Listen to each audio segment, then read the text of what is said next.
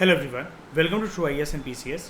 Previous lecture तक दोस्तों हम लोग अर्ली वैदिक एज यानी कि ऋग वैदिक एज, उससे related society, economy, polity, administration, governance, ये सब कुछ हम खत्म कर चुके हैं। और कुछ हमने रिलीजन के कंटेक्स्ट में भी कुछ गॉड्स एंड गॉडेसेस के नाम देखे थे और कुछ टर्म्स देखी थी, जो कि ये वाला टेबल है, जो कि काफ़ी इंपॉर्टेंट है आपके लिए।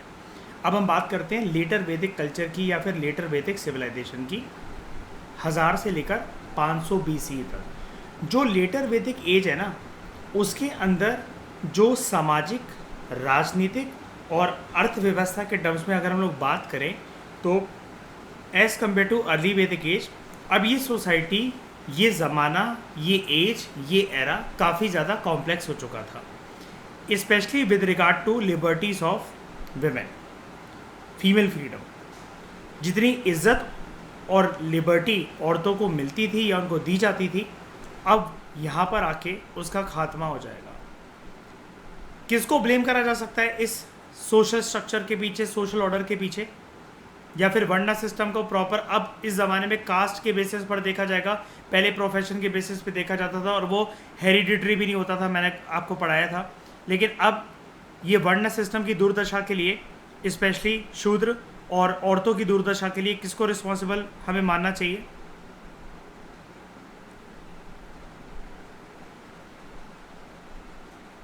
बताओ।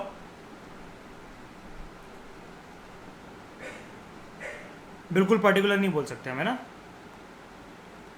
It was the social structure of the time. आप किसी भी कम्युनिटी या कास्ट या कोई पर्सन तो है ही नहीं, आप बोल ही नहीं सकते हो, आप ब्लेम नहीं कर सकते हो। लेकिन ये चीज़ फैलती कैसे चली गई?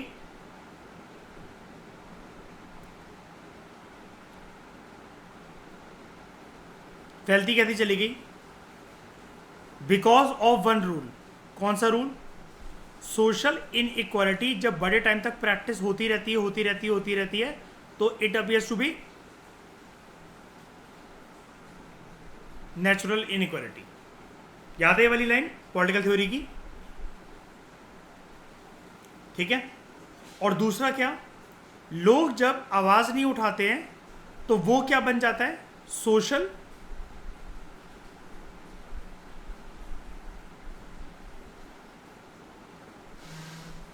वैलिडेशन का पॉइंट। अब सोशल वैलिडेशन क्या होता है, आप में से कोई बता सकता है क्या? What do mean by the term social validation?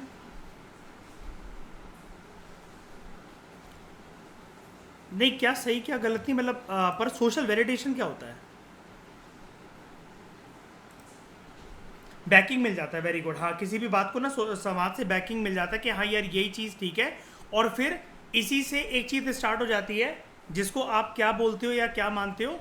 Herd mentality. भेड़ के पीछे भेड़, राइट?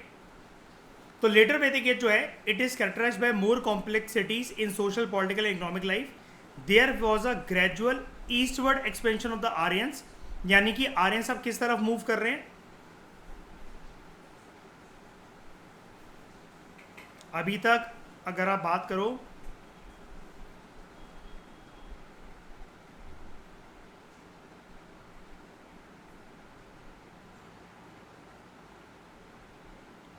यहाँ पर जो हरप्पन्स थे या इनिशियली जो लोग रहते थे, आर्यंस वगैरह, उनका एरिया इस जगह पर कॉन्सेंट्रेटेड था, राइट? ये वाला ज़्यादा बना दिया।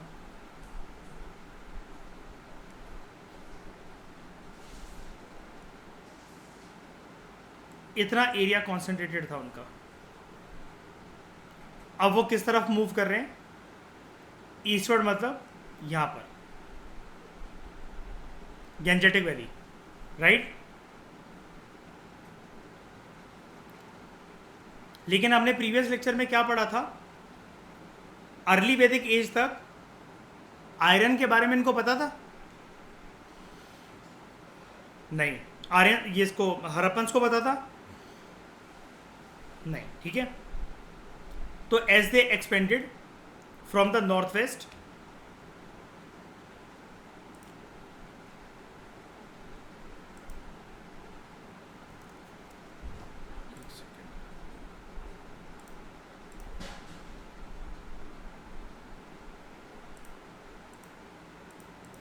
नॉर्थ वेस्ट पंजाब से लेकर साउथ ईस्ट यूपी तक in the Ganga Yamuna Doab.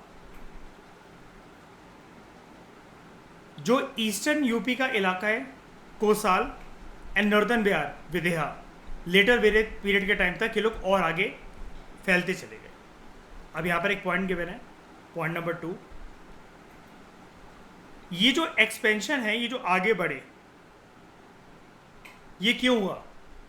Because Aryans की जनसंख्या बढ़ रही थी एंड इनको पानी और लैंड रिसोर्सेज ज़्यादा चाहिए था और इनको फ्रेश टेरिटरीज चाहिए थी फॉर द कम्युनिटीज़ को अपनी बसाने के लिए, और ऐसी टेरिटरीज जिसको पहले से किसी ने ऑक्यूपाई ना कर रखा हो और जहाँ पर पॉपुलेशन प्रेशर काफ़ी कम हो।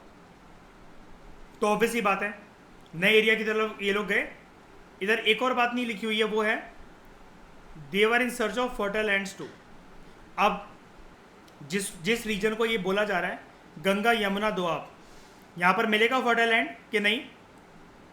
मिलेंगे, बिल्कुल मिलेंगे, ठीक है। और मुझे एक बात बताओ, ऐसा क्यों है कि ये मतलब एक फ्रेश टेरिटरी ढूंढना चाह रहे हैं जो कि जहाँ पर कम लोग रहते हो या फिर ना के बराबर लोग रहते हो, पॉपुलेशन प्रेशर ना हो? क्यों? ये लोग क्योंकि इंडिजिनस लोगों से चिढ़ते थे, है ना। उनको क्या बोलते थे? दासास एंड दासियूस, जो कि ओरिजिनल इनहेबिटेंट्स इस लैंड के, है ना। उनके रंग के बेसिस पर अपने आप के ऊपर प्राइड फील करते थे और उनको नीचे तबके के लोग मानते थे। यही आगे चलकर क्या बनेगा? वर्ण सिस्टम में कास्ट के बेसिस पर डिवीजन का एक पैरामीटर, राइट। हम ऐसा मान सकते हैं ना। वैसे देखो, एक स्पेसिफिक डेट या स्पेसिफिक रीजन तो नहीं बोला जा सकता कि वर्ण सिस्टम के अंदर ये प्योरिटी एंड पॉल्यूशन का कंसेप्ट कब से आया, लेकिन फिर भी हम ये मान सकते हैं कि ये जो ब्राह्मण, क्षत्रिय, वैश्य, इन तीनों को अलग और शूद्रों को अलग जो देखा जा रहा है, ये किसके बेसिस पर देखा जा रहा है? जो ट्रीटमेंट हो रहा है बाद में उनके साथ अनटचेबिलिटी वाला, रंग के बेसिस पर ना। आर्यंस इस चीज में गर्व महसूस करते थे ना कि वो गोरे हैं, है ना। और जब आप कास्ट तो चलो ठीक है, रंग के बेसिस पर जब लोगों में भेदभाव करते हो तो आपको क्या कहते हैं? Very good. तो क्या हम ऐसा कह सकते हैं आर्यंस की रेसिस्ट टेंडेंसीज, इनका रेसिस्ट एटीट्यूड, यही एक one of the prominent cause था विद इन द वर्ण सिस्टम शूद्रों की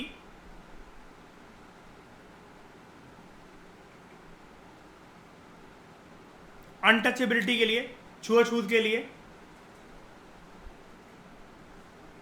अगर ये सामाजिक ऑर्डर बिगड़ा है जो पहले प्रोफेशन के बेसिस पर होता था, लेकिन इनसे तो सहन नहीं हो रहा था, ये तो इतने साल यहाँ पर रहे, लेकिन इनके अंदर तो शरिया टॉलरेंस बिल्कुल भी नहीं आई ना। इन्होंने एक्सेप्ट करा क्या? अपने साथ मिलाया क्या इंडिजिनस लोगों को? तो क्या हम ये नहीं कह सकते कि लॉन्ग टर्म से जो एक इनका परपेचुअल रेसिस्ट टेंडेंसी या रेसिस्ट एटीट्यूड था, यही आगे चलकर वर्ण सिस्टम को कास्ट के बेसिस पर डिवाइड कर देता होगा और अनटचेबिलिटी का कारण बना होगा? आप जब किसी से बहुत टाइम तक नफरत करते रहते हो और आपकी शांति व्यवस्था नहीं बन पा रही है उसके साथ, तो ऑब्वियसली बात है आपकी नफरत बढ़ती चलेगी ना। नफरत तो कम होने का नाम ही नहीं ले रही है। फिर आपके मन के अंदर जो नफरत है वो आपके व्यवहार में, आपके शब्दों में, आपके तौर तरीकों में वो निकलेगी, है कि नहीं? वो प्रैक्टिकल ग्राउंड्स पे फिर आप दिखाओगे। इसको हम मान सकते हैं one of the acceptable reason? बताओ।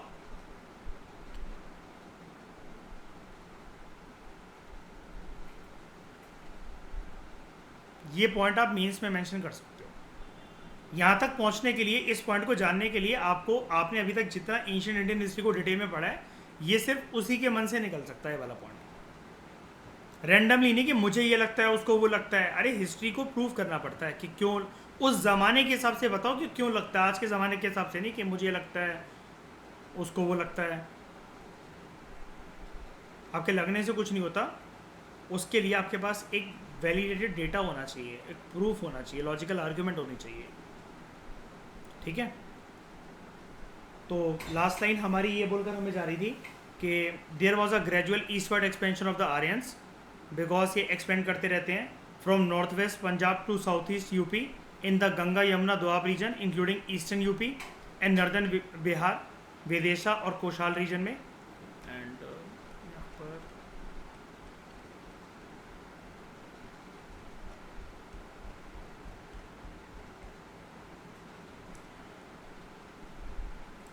एक मिनट रुकना।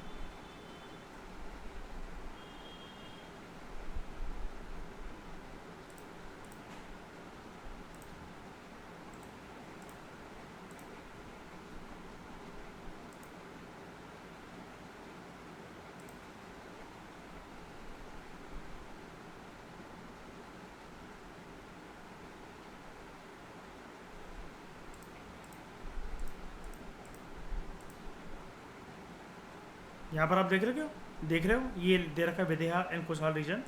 एंड यही मुझे आपको दिखाना था। इधर चलते हैं और ये देखो कोसाल रीजन एंड विदेहा रीजन आगे तक चले गए, यानी कि यूपी बिहार तक पहुंच गए। प्रूव कर रहा है ये वाला डायग्राम, ये वाला पॉइंट, इस वाले पॉइंट को, ठीक है।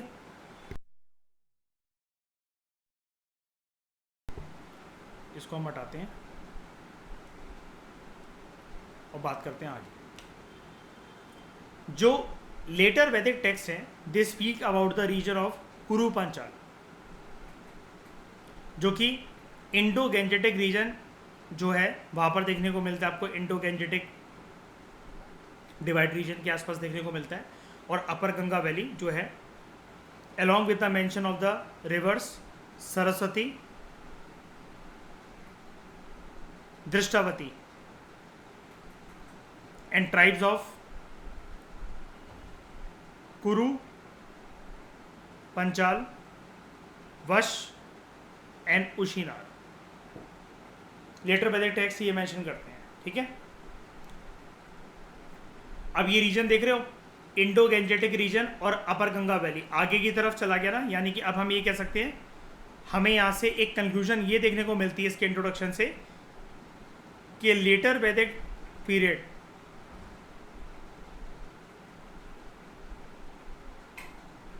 इंडिया में ईस्टर्न साइड की एक एक्सटेंशन पर था एज कंपेयर टू अर्ली वैदिक पीरियड। कह सकते हैं हम ये आगे की तरफ था, इंडस रीजन की तरफ नहीं था, राइट। यूपी बिहार की साइड ज़्यादा ये फैला। बताओ, कंक्लूड कर सकते हैं इसको ये बोलकर, इसकी ज्योग्राफी को, ठीक है। अब हम लोग लेटर वैदिक आर्यंस की राजनीतिक व्यवस्था को देखते हैं एक बारी। पॉलिटिकल कंटेक्स्ट की अगर हम लोग बात करें, छोटे छोटे ट्राइबल सेटलमेंट जो थे वैदिक पीरियड के टाइम पर, अब वो रिप्लेस हो गए थे। अब बड़े पावरफुल किंगडम्स यहाँ पर इमर्ज होने लगे थे, जिनकी जो खानदानी ताकत थी, जो रॉयल पावर थी, वो बढ़ती चली जा रही थी। टेरिटरीज बनी बड़ी सारी, उन टेरिटरीज पे कब्जा होना शुरू हुआ, टेरिटरीज फैलना स्टार्ट हुई। एंड खानदानी परंपरा के अनुसार जो वंश जो आगे बढ़ता चला गया, और एक खानदान के लोग जो हैं अपने टेरिटरी, अपने रीजनल, अब मुझे किंगडम अभी नहीं बोलना चाहिए, लेकिन आप समझ जाओ कि रीजनल पावर को कंसोलिडेट करना एज वेल एज एक्सपेंड करना, ये स्टार्ट कर दिया था सबने लेटर वैदिक पीरियड टाइम पर। एक टर्म है राष्ट्र। राष्ट्र टर्म पहली बार इसी पीरियड में अपीयर होती है। अब यहाँ पर जो युद्ध थे लाइक अर्ली वैदिक पीरियड, ये कैटल या फिर गाय के नाम पर नहीं लड़े जाते थे, अब ये प्रॉपर टेरिटरीज के लिए लड़े जाते थे। जो चीफ थे, जो ट्राइब्स के जो चीफ थे, ये बेसिकली अपने आप की पावर, अपनी खुद की पावर को कंसोलिडेट करने के लिए और पावर को बढ़ाने के लिए ये ट्राइबल पिजेंट्री को नज़रअंदाज करने लगे। एंड इन्होंने पुरोहित को, जो पंडित होते थे, उनको हैंडसम तरीके से रिवॉर्ड करना शुरू करा, ठीक है, क्योंकि पुरोहित ही इनके बारे में ये वाली बात फैलाना शुरू कर बैठे थे इस ज़माने के अंदर कि आपका जो चीफ है, आपका जो राजन है, वो भगवान का भेजा हुआ अवतार है, इसको क्रिटिसाइज करना यानी कि भगवान को नाखुश करना। और ये वाली चीज़ हम लोग हर एक एरा के अंदर देखते हैं ना, चाहे कोई भी हो, बताओ, कोई सा भी एम्पायर हो, कोई भी चीज़ हो, देखते हैं ना। इसकी शुरुआत यहीं से हुई, यानी कि चीफ की पावर को कंसोलिडेट और एक्सपेंड करने का काम, और जनता उनके खिलाफ विरोध ना करे, इसके लिए इनका सबसे बड़ा राइट हैंड और हेल्पिंग हैंड कौन बना? पुरोहित, पंडित। और यहीं से शुरुआत होती है कि अगर आप पॉलिटिकली पावरफुल बनना चाहते हो तो एक चीज आपकी बहुत मदद कर सकता है, वो है धर्म। और श्रेया, मयूर, आज बताओ मुझे जरा, राजनीति बिना धर्म के हो सकती है हिंदुस्तान में, जैसे हिंदुस्तान की व्यवस्था है? नहीं ना। धार्मिक मुद्दे जरूरी हैं, कास्ट के मुद्दे जरूरी हैं, राइट। मैं ये नहीं कह रहा कि मतलब जैसे श्रेया के उस टाइम पर ये बोला जाता था कि अगर आप राजा को क्रिटिसाइज कर रहे हो, आपने पीएम प्रेसिडेंट को क्रिटिसाइज कर रहे हो, तो भगवान को नाखुश करने के बराबर है। अब तो ये चीज़ हो नहीं सकती, जनता इतनी तो लॉजिकल तरीके से सोच सकती है। लेकिन फिर भी धर्म आज भी राजनीतिक मुद्दों में या फिर राजनीति की गद्दी पे बैठने के लिए यूज़ करा जाता है कि नहीं करा जाता है? इस ज़माने के अंदर भी धर्म ही तो यूज़ करा जा रहा है। पंडित क्या कर रहे हैं? तंत्र मंत्र वेदा और विद्या ये कुछ बताकर, कुछ लाइनें बताकर, कुछ श्लोक बताकर जनता के दिमाग में कचड़ाई तो भर रहे हैं ना। बताओ कि राजा तुमसे ज़्यादा महान है, वो इंसान नहीं है, वो देवता समान है ना, भगवान का भेजा हुआ अवतार है। तो यहाँ पर एक फोर्थ पॉइंट है, थर्ड पॉइंट हमने मिस कर दिया है, ये थर्ड पॉइंट भी हमें पढ़ना है। अराउंड 1000 BC वैदिक आर्यन जो थे वो उत्तर प्रदेश के ईस्टवर्ड साइड में कोसार रीजन में मूव कर गए थे, और नॉर्दर्न बिहार में विदेहा रीजन में मूव कर गए थे, जहाँ पर वैदिक जो लोग थे, जो ऑलरेडी ऋग्वेद के जो लोग थे, they encountered the local people following chalcolithic material culture. However by the end of the Vedic period both the regions were Aryanised. यानी कि शुरू में पहले चैल्कोलिथिक कल्चर के लोग वहाँ पर रह रहे थे, लेकिन जब ये पूरा का पूरा टाइम पीरियड खत्म हुआ, वैदिक पीरियड खत्म हुआ, हर जगह पर आर्यंस के आर्यंस फैले हुए थे। ठीक है। अब ये वाली जो जब इन्होंने मूव करा, और आपको पता है ना चैल्कोलिथिक कल्चर के बारे में मैंने आप लोगों को पूनम दलाल दहिया प्लस तमिलनाडु में ये वाली बात पढ़ाई थी कि चैल्कोलिथिक कल्चर हड़प्पा से पहले भी था और हड़प्पा के खत्म होने के बाद तक भी बड़े सारे रीजन्स में चलता है। याद है? इसका एक्सटेंशन बहुत ज़्यादा लंबा है चैल्कोलिथिक का, ब्रॉन्ज कल्चर से भी ज़्यादा फैलता है, 1000 साल उससे पहले भी और 1000 साल उसके बाद भी, है ना। इसकी टाइमलाइन बहुत बड़ी है, हड़प्पा बीचों बीच में समाता है उसके, राइट। जबकि हड़प्पा में एडवांस चीज़ में अर्गनाइजेशन ज़्यादा थी, वो मानते हैं, लेकिन ये कल्चर ज़्यादा आगे तक चला, ये हमने पढ़ा था बहुत अच्छी तरीके से, है ना। हाँ, तो एक फोर्थ पॉइंट था यहाँ पर जिसके बारे में पढ़ने जा रहे थे, ये पुरोहित वाला। फोर्थ पॉइंट के बारे में पढ़ते हैं। They attend the meaning of, मतलब पुरोहित ने क्या दर्जा पा लिया समाज के अंदर, जो कि राजा को सबसे आगे रखने का काम करेगा समाज में जनता की नज़रों में। और पुरोहित जो पंडित था वो पॉलिटी और किंगशिप की इस्टेब्लिशमेंट के लिए सबसे इम्पोर्टेंट पिलर माना गया। यानी कि फिर राजा कभी कभार पुरोहित के कहने पर भी चलेगा, क्योंकि ये हो सकता है कि इसकी बुद्धि में डाल दे। राजा इस टाइम पर कोई पढ़े लिखे हो ऐसा ज़रूरी तो नहीं है, वो एक ट्राइबल चीफ ही तो है ना, जिसको हम राजा बोल रहे हैं। मतलब आप समझ जाओ कि ट्राइबल चीफ की बात हो रही है यहाँ पर, कोई किंगडम वगैरह वैसा वाला राजगद्दी या फिर महल और वो सब तो अभी नहीं है, वो तो अभी जनपद महाजनपद के बाद आएगा। ठीक है। लेकिन यहाँ पर क्या फिर पंडित अपनी बात भी मनवा सकते हैं? फिर तो राजा की बुद्धि में कोई ना कोई बात डालकर उनको डरा कर के ये तंत्र मंत्र की विद्या तुम्हारे ऊपर टोना टोटका करा गया है, यजुर्वेद से ऐसे सीधे बोल सकते हैं। उनको फिर ये भी बता सकते हैं कि तुम हवन या इस प्रकार का दान पुण्य या फिर घर के अंदर इतनी कन्याओं को भोजन करवाओ या कुछ ऐसा करवाओ जिससे तुम्हारे राजयोग बनेंगे गद्दी पर बैठने के। इस तरह की बातें भी फिर कर सकते थे पंडित। बताओ, पुरोहित। बिल्कुल। फॉर एग्जाम्पल एत्रीय ब्राह्मणा प्रीस्ट जो थे, यहाँ पर ना इन लोगों ने ये वाला काम बहुत करा कि इस बुक के अंदर जो एत्रीय ब्राह्मणा जो बुक है, इसको रीड करने वाले जो प्रीस्ट थे वो किंग को इसी प्रकार से उलझा कर रखते थे, और किंग कुछ इसलिए नहीं कह पाता था, जो चीफ था, जो राजन था, क्योंकि उसको पता था मेरी अथॉरिटी वैलिडेट करवाने वाला एक पुरोहित ही है।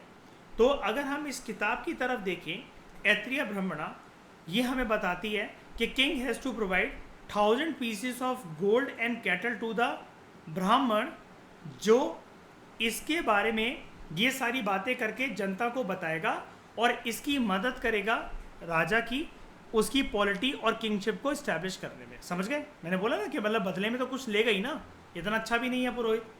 अब इस टाइम पर राजा को अलग अलग नामों से अलग अलग रीजन में बुलाया जाता था।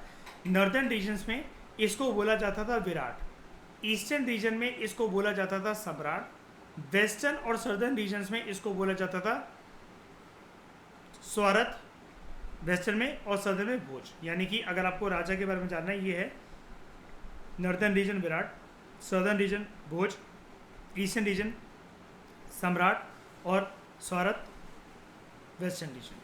ये चीज़ याद रखना, ठीक है? और ये पूरा का पूरा टाइम पीरियड हम जो डिस्कस कर रहे हैं वो कर रहे हैं लेटर वैदिक पीरियड का।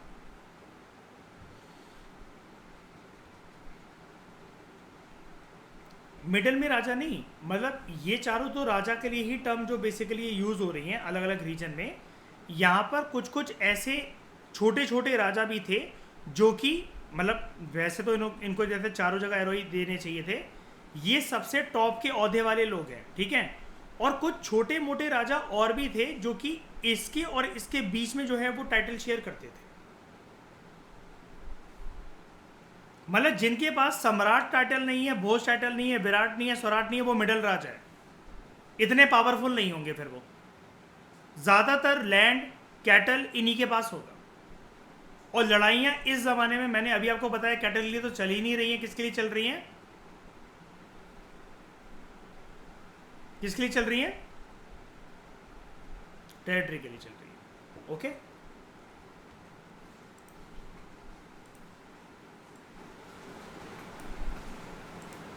ये चारों राजा के लिए टर्म यूज़ करी जा रही है अलग अलग रीजन में, ठीक है? तो यानी कि अगर ये जैसे हमें बता रहा था राइटर ज्योग्राफी टर्म्स में कि ये बिहार और उड़ीसा तक ये फैलते चले गए, तो ईस्टर्न साइड, तो ईस्टर्न साइड में इनमें से चारों में से कौन सी टर्म यूज़ होती होगी? सम्राट।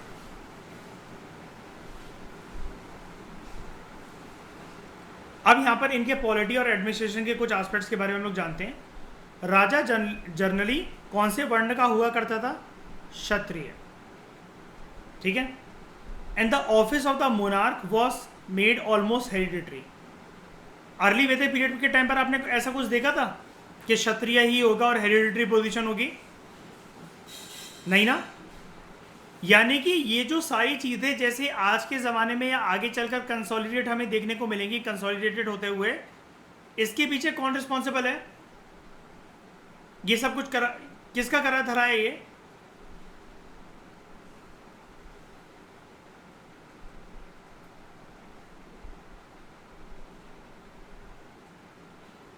थोड़ा सा ब्लेम गेम समझ में आ रहा है कि अगर हल्का सा ब्लेम किसी के ऊपर पटकना हो तो कौन देखने को मिल सकता है? हमें पंडित। तो traces of election of the chief और किंग, ये लेटर वैदिक टेक्स्ट में हमें देखने को मिलते हैं। अर्ली वैदिक टाइम पर ऐसा कोई इलेक्शंस होता था इनका?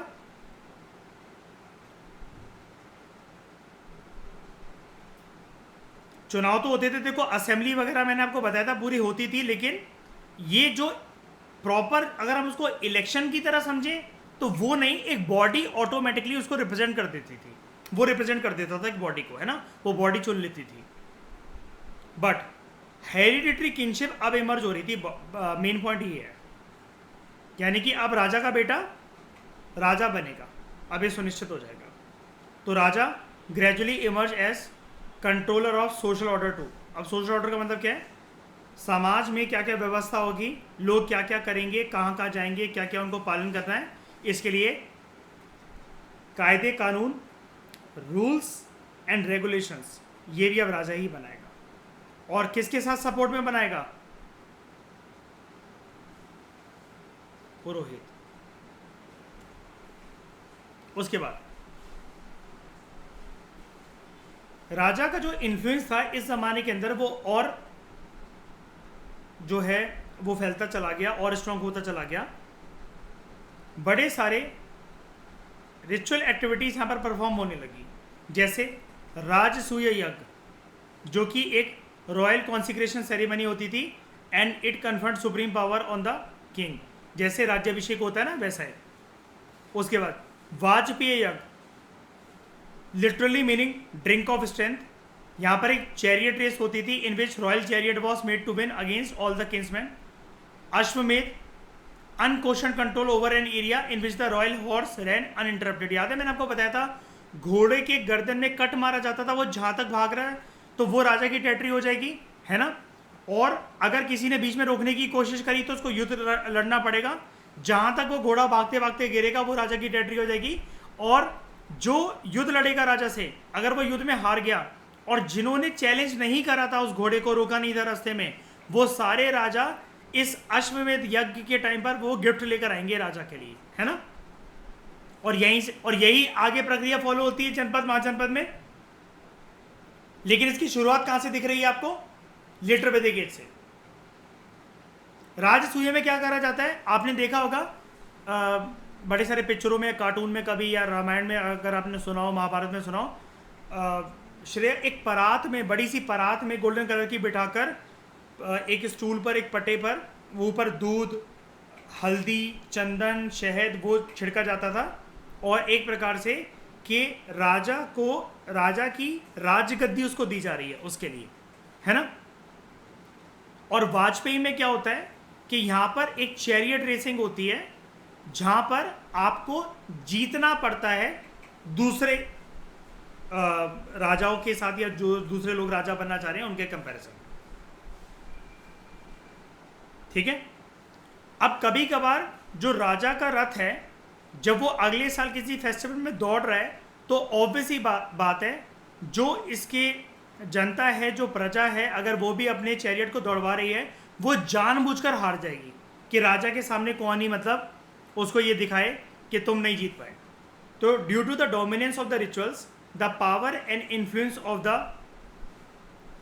राजन्यास, यानी कि अलग अलग रीजन के जो राजा थे, warrior, nobles and Brahmans, it increase.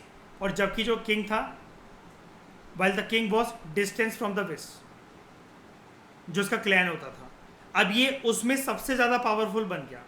यानी कि लेटर स्टेजेस में अब जनपद शुरू होने वाले हैं इंस्टेड ऑफ जन। लोग जो थे अब वो अपने क्लैन के साथ तो रह रहे हैं, लेकिन अब वो एक पावरफुल किंगडम बनाने की सोचेंगे। पहले बनेंगे एक पावरफुल रीजन, एक पावरफुल टेरिटरीज, वो बनेंगे जनपद। फिर उन जनपद में से 16 बनेंगे महान और ज़्यादा पावरफुल किंगडम, महाजनपद। और फिर उन महाजनपद में से क्या निकल कर आएगा, उनका भी बाप, एक एम्पायर। और पहला empire Magadhan empire, which came to be known as Mauryan empire. और उसका पहला राजा, पहला चीफ कौन? चंद्रगुप्त मौर्य, जिसको बनाने वाला कौन? चाणक्य। ये है कहानी पूरी। तो जैसे जैसे चीफ या ये जो राजन है, अब कंफ्यूज मत होना, किंग बोल लो, चीफ बोलो, राजन बोलो, वो अलग अलग टाइम पे अलग अलग टर्म दे रहा है, उसको वैसे और करके लिखना चाहिए था। जब भी आप अपने नोट मेकिंग करो, मैं आपको पहले ही बता देता हूँ, देखो ट्राइबल चीफ, ठीक है, राजन, किंग, ये सारी टर्म आप स्लैश करके एक बार यूज कर लेना तो आपको पता लग जाएगा कि एक ही टर्म होते हैं, okay. As the chief became more powerful, जो अथॉरिटी थी